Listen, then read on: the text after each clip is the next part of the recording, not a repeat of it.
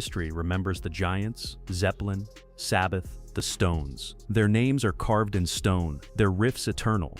But for every legend we celebrate, there are 10 more who slipped through the cracks. Bands who played just as loud, just as fierce, sometimes even better, but were buried by bad luck, bad timing, or an industry that never gave them a chance. Some were banned from the radio, some were mocked by critics, some burned bright for one album and disappeared.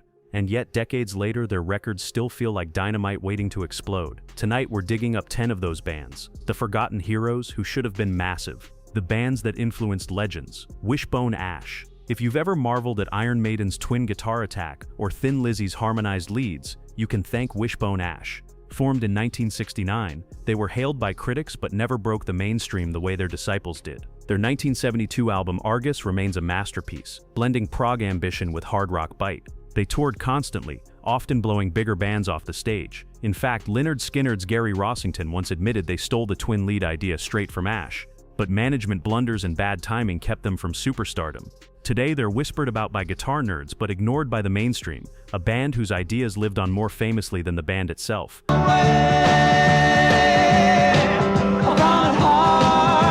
Jo Gunne. Born from the ashes of Spirit, this band carried pedigree and talent. Their single Run Run Run brushed the charts, but it wasn't enough. They had sharp riffs, clever lyrics, and a groove that should have made them staples on US FM radio.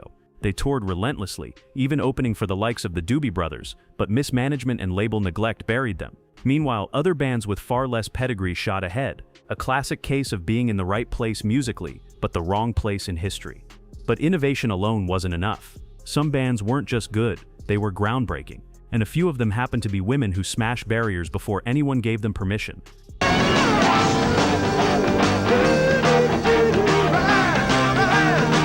Women who rocked first. Fanny.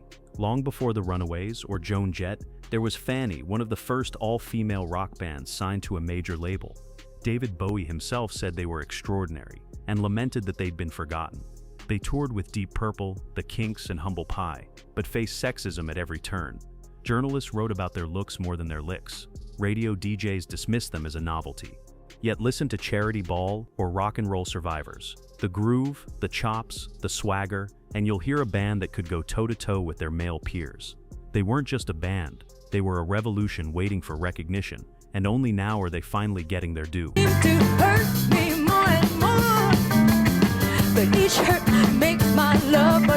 Frumpy. From Hamburg came Frumpy, fronted by the powerhouse Inga Rumpf.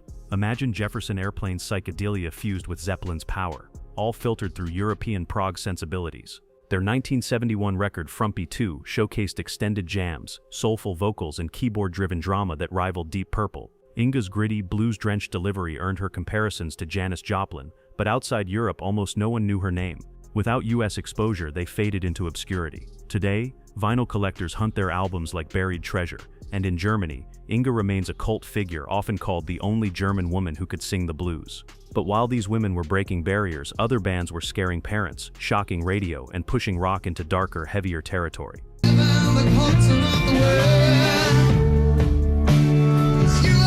Chaos, darkness, and scandal. Bloodrock. In 1971, their single DOA terrified radio listeners, a morbid ballad about a plane crash victim. It was so graphic that DJs received floods of complaints. Parents called it dangerous. The FCC even debated whether such lyrics were appropriate for public airwaves. But for rebellious teens, that only made it more irresistible. Kids dared each other to listen in the dark. Too dark for mainstream radio, too heavy for the pop charts. Bloodrock lived in a no man's land that would later be called heavy metal. They toured with Grand Funk Railroad and played arenas, but their reputation as that band with the death song overshadowed their musical growth. They were ahead of their time and punished for it. Buffalo. From Australia came Buffalo, a band as heavy and raw as early Sabbath. Their 1973 album Volcanic Rock was proto-metal at its finest. Dirty riffs, snarling vocals, sheer power. Their stage shows were wild, full of raw energy, with frontman Dave Tice prowling like a man possessed. But distance worked against them. Being half a world away from the US and UK meant they were ignored by the global press. At home they were trailblazers, opening doors for AC/DC and Rose Tattoo. Internationally, though, they remained invisible. Today, doom and stoner rock fans dig them up like holy relics, the Aussie godfathers of heavy. And yet, some bands weren't heavy or scary, they were just strange, Too strange for radio, too strange for critics, but unforgettable to the fans who loved them.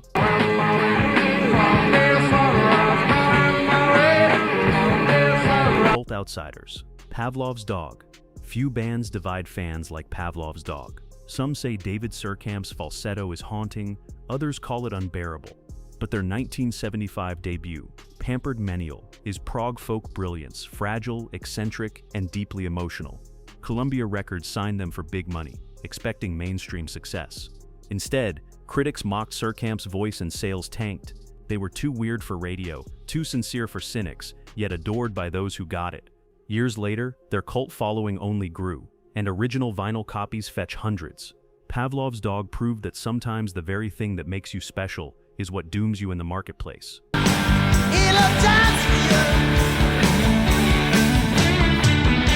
Redbone. Yes, you know, come and get your love. But Redbone were more than a one-hit wonder. Founded by Native American brothers Pat and Lolly Vegas, they fused funk, rock, and psych in ways no one else dared. Their track We Were All Wounded at Wounded Knee was a bold protest song that many US stations flat-out banned. Overseas, it became a hit, but in America, their political edge cost them radio support. They weren't just entertainers, they were activists, carving space for indigenous voices in rock. For years, their legacy was reduced to a single hit, until Guardians of the Galaxy revived Come and Get Your Love. But Redbone's deeper catalog tells a much bigger story. But not every great band was weird or banned. Some just worked themselves to the bone in smoky bars, night after night, earning critical respect but never the spotlight.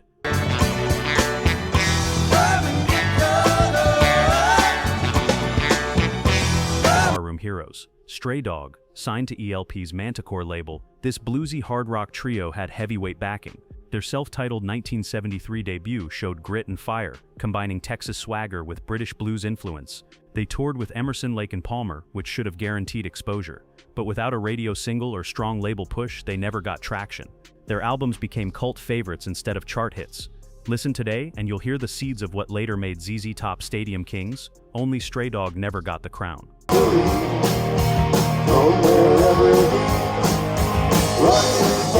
Iron City Houserockers. Pittsburgh's answer to the Stones meets Springsteen. Their 1980 album Have a Good Time But Get Out Alive was hailed by critics as a lost American classic. Produced with help from Ian Hunter and Mick Ronson, the album had all the makings of a breakout. Songs about working-class struggle, sung in smoky bars, delivered with sweat-soaked conviction. They toured relentlessly, but in an era when punk, disco, and arena rock were dominating, their gritty bar band style got lost.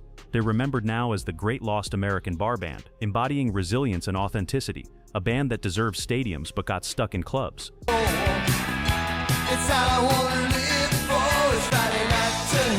And maybe that's the thread tying all these names together. Talent, passion, even brilliance, but no lucky break. So why do we still care? Because legends aren't always the ones who sold the most records.